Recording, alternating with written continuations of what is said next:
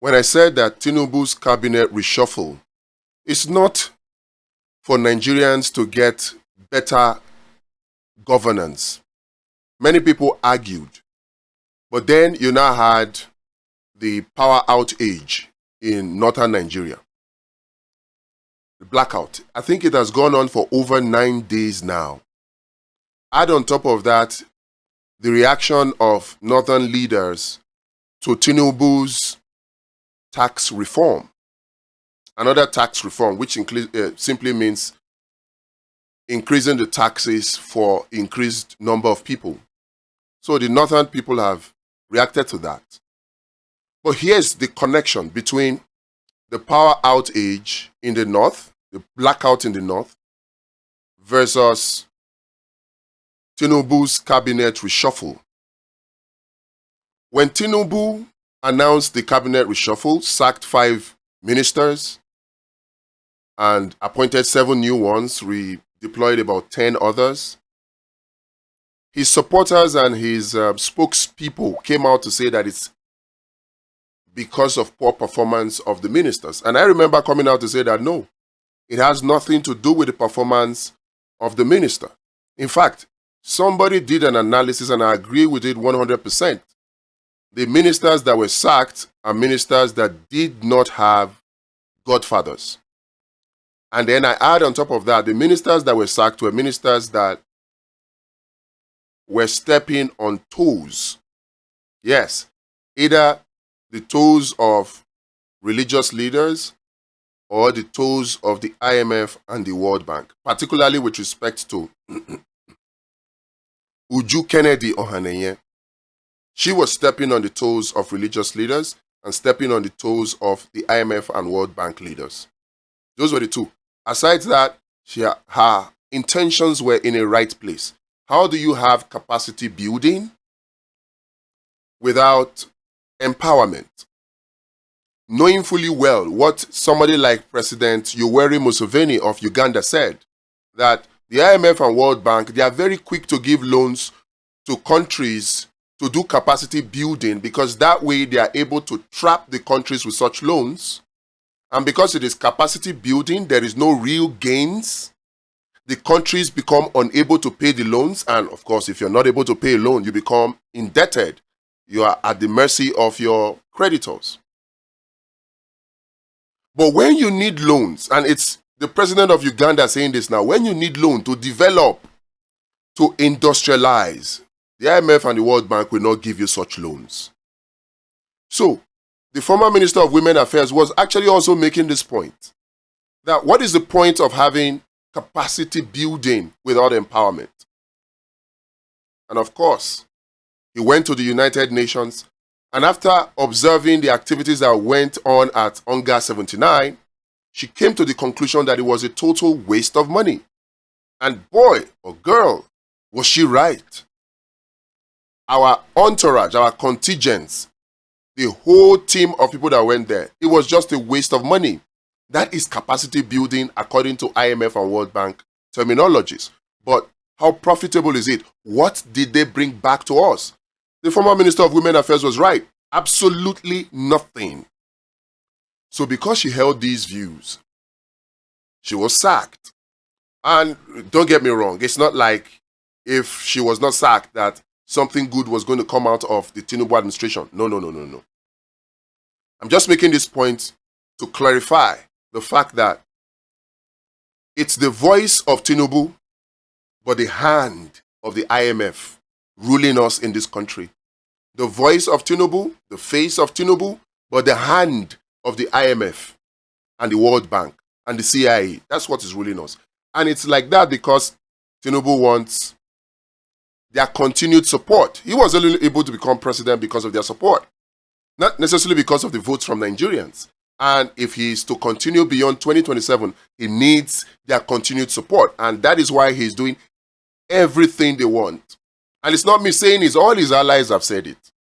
Even most recently, Ojus Okalu has said the same thing. Even though he was trying to pretend to be a supporter and a friend of Tinubu, but he was actually just throwing Tinubu under the bus very, very smartly. Tinubu is an IMF and World Bank slave. That's what he is. And unfortunately, there are a lot more persons like him that have ganged up to capture the Nigerian state. But let's come back to the topic. The cabinet reshuffle versus the power outage in the north. Now, if it is true, according to Bayo Ononuga, that the ministers that were dropped because they were not performing, guess what? You have a minister of defense, Badaru, and you have a minister of state for defense, Matawale. Both of them former governors, by the way. Now, minister of defense, minister of state for defense, that could not provide security. They could not provide security for our power infrastructure to the extent that vandals could destroy our power infrastructure. Vandals could destroy our power infrastructure and they could not provide security. Now, the TCN decides to send its workers to go and fix it, but there's no security for its workers. So it just took Tinubu to declare and force or order the Nigerian Army and the Air Force to provide TCN engineers with protection while they fix our power infrastructure. In more sane climes, the Minister of Defense, the Minister of State for Defense should have voluntarily resigned by now. They should have. But have they? No. And then, if they don't resign, a more responsible government or president would have sacked them. In fact, they should have topped the list of ministers to go. The Minister of Defense, the Minister of State for Defense, the Minister of Power. The Minister of Power. The Minister of National Planning. These are ministers that should be top on the list of ministers that should be sacked. But were they sacked? No. Were they even ashamed enough to resign? No. And then you come around and you tell Nigerians that the sack was based on the performance of the minister, and you think that we don't know. You're joking. You're joking. Nigerians may be too broken to speak right now, but they know that you're joking. They know. And there's only one solution for them. Only one solution for Nigeria that will free Nigerians from the grip of these state captors. Yeah. It's one of two solutions. Oh no, it's a two-pronged solution. One prong, solve the followership problem, and that is the food and social welfare program. Second prong, solve the leadership problem, and that is Abundance Party of Nigeria. Link to both programs are in the description. This is what we should be doing. We cannot continue to do the same thing and expect a different result. Nigeria. All these are talk on social media. It's not helping, is it? In fact, Tinubu has told you during the campaigns, if you remember, is that he has left social media. He said so. That they abused the hell out of him, and because of that, he doesn't do social media anymore. So do you think now that he's president, he would all of a sudden be listening to social media? And besides, even his handlers, what do we find? There are three groups of persons online now. Group of people who speak up against Tinubu, and a group of people who have been paid, very small group though, who defend Tinubu, and the vast majority of group of people online who simply don't care. They don't care. So they are online for their entertainment, they are online for their football, their sports, their comedy, their movies, their music. That's what they are online for. Their entertainment. And possibly their education, how to make money. They don't care. But little do they know that even their entertainment and their business and their education and everything is affected by the activities of government. You see, we even make the mistake of thinking that we can pray ourselves out of it. No, you cannot declare yourself out of this one. No amount of declaration that this week is your week will make it your week when we have a government like that of Tinubu in place. No amount of declaration, no amount of going on top of prayer mountains for days, no amount of hunger strike that is fasting and prayer, dry fast, none of it will fix the problem. We have to take actions ourselves.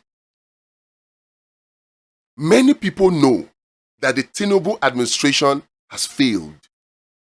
Many people know that Tinubu is not doing well as president of Nigeria. But you see, the truth is, online and offline, they cannot talk because it's either they are trusting God to be connected to one of Tinubu's ministers or allies, or even Tinubu himself, for a job or for financial help or something. They're trusting God for it. So, can you go online and be speaking against the person that you're hoping will help you? You can't. It's called the Destiny Helper Syndrome, the Divine Connection Syndrome. That syndrome is there and it's serious. So these people, they can't talk. They know. So if we who speak and expose the viciousness, the lies of the Tinubu administration, if we can speak all the English that we can, speak all the pidgin that we can, the truth remains that these people already know the truth, but they can't speak truth to power because they hope to benefit somehow. Some are hoping that, they will get contracts. Some are hoping that they will get jobs. So they can't speak. They can't speak. Some are hoping, are afraid that if they speak, they will be killed. How many of us can they really kill? So you see, we have a problem, but there is a solution. And we have to take action for those solutions to take in place. It's a two-pronged solution. One prong is to solve the leadership problem, which is Abundance Party of Nigeria. That is the way. If you want details, you can let me know. I will provide details for you. But you have to join us to build this Abundance Party of Nigeria. That's to solve the leadership problem. To solve the fellowship problem, we need the food and social welfare law. It has to be institutionalized. And we can achieve this if we work together. This is what we should be doing. Not allowing ourselves to be distracted every news cycle. Because that's what they are doing. When they say that one is dying down, they will give us another thing to talk about. We have to get out of this palliatives economy. Government is doing palliatives. We are doing palliatives. Freedom fighters are doing palliatives. Palliatives everywhere. And the problem with palliatives is this. It is prone to corruption. And then it can never reach everybody. No matter the efforts that we put in to battle the symptom, like many of us are doing. And it's okay. It's a good starting point. I'm not saying don't do what you're doing. But the activities of people like Very Dark Man, the activities of people like Ordinary Ahmed Issa Brekete family, the activities of other persons that speak up on public issues, the activities that expose corruption is only a drop in the mighty ocean. It is treating the symptoms. There are so many more people that these persons cannot reach that need it even more than the persons they reach. But they can't get it because they don't have access to these people or these platforms. So while we continue to support these persons to do what they do, we have to also come to a realization that we need to do more. We have to take it a notch higher by going to the root of the problem. All of us need to come together to solve the problem at the roots. Whether you are fighting for secession, IPOB, Biafra, whatever, you're fighting for constitutional reforms, you're fighting for true federalism, whatever it is that you're fighting for, anti-corruption, electoral reforms, whatever it is that you're fighting for, we can only achieve it once we get these people out. These people cannot give you those reforms. Biafra can never happen with the current people that are in charge. It doesn't matter how hard you try. It doesn't matter how loudly you scream, how loudly and strongly you insult me in this video. It doesn't matter. Biafra can never happen with the current group of people in power. From the Igbo leaders to the Niger Delta leaders to the Yoruba leaders to the Northern leaders to the everywhere. With the current crop of leaders that we have in power, there's no self-determination that can happen. Because at the top there, they are united. They are united. So the only way is for us to come together as the people to unite, to fix the problem from the source, so that the solution can reach a wider group of people. In fact, not just wider, to reach everybody. We want a solution that works for everybody, not for a few. No. And that is where I feel that people like Brekete family need to do more. People like Very Dark Man need to do more. Because whatever solutions they provide now, it's not for everybody. It cannot reach everybody. It is good. It is welcome. It is encouraged. I support it. But we need to do more, because what happens to the vast majority of persons who are in front of Brekete family every day, but their case cannot be heard? What happens to the vast majority of persons who are across the length and breadth of Nigeria every day, that cannot even make it to Brekete family or make it to the DM of Very Dark Man? What happens to them? How many cases can Very Dark Man handle per time? So you see, while we apply these palliatives approach to solution, we have to go to a broader based root cause solution. Yes, and that's what this two-prong solution actually provides. I hope that you have gotten one or two things from this video. And I hope that you are willing to join us to undertake this task, to bring this two-pronged solution to the people. You can join any of it. There are links in the description to do that. And we can do it. If you have suggestions, do let us know.